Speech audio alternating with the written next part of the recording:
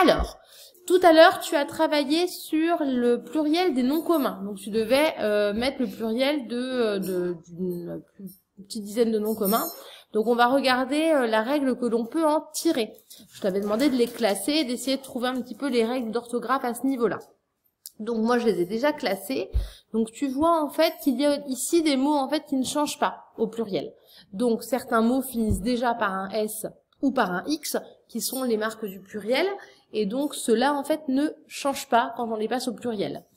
Une souris, ça a beau être qu'une seule souris, elle finit par un S. Une noix, il y a beau en avoir qu'une, ça finit par un X. Donc, quand il y en a plusieurs, on va pas mettre deux S, on va pas rajouter un S au X. Voilà, donc ça ne change pas. C'est la même chose pour ce qui finit par un Z. Voilà, ce qui finit par un Z, c'est la même chose. On ne met pas de marque du pluriel derrière. Donc, pour la plupart des mots, donc la plupart des mots finissent par un S. Ça d'ailleurs, vous le savez très bien, vous le dites assez spontanément. Quand je vous dis par exemple lors des dictées ou autres, qu'est-ce qu'on met à la fin des mots quand il y en a plusieurs, vous me répondez très vite un S. Donc effectivement, la plupart des mots prennent un S au pluriel.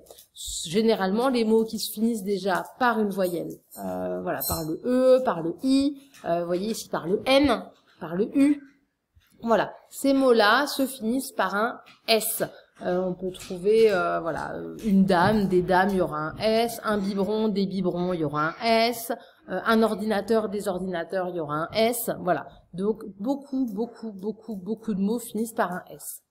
Bien sûr, la langue française, elle est assez compliquée et ce serait trop facile de se dire que tout se finit par un S. Eh bien non, il y en a qui finissent par un X, notamment les noms qui finissent par E, d'accord, comme cheveux et comme je, voilà. On peut en trouver d'autres. Un neveu, des neveux, il y aura un X. Voilà. Donc voilà, ces mots-là qui finissent par E ne prendront pas de S, à part quelques exceptions que je vous donnerai la semaine prochaine. Mais en tout cas, la plupart des mots qui finissent par E vont se terminer par un X. Vous allez me dire, ouais, mais c'est bizarre, parce qu'ici, tu as un mot qui se termine par OU, où il y a un S, et là, il y a des mots qui... pardon,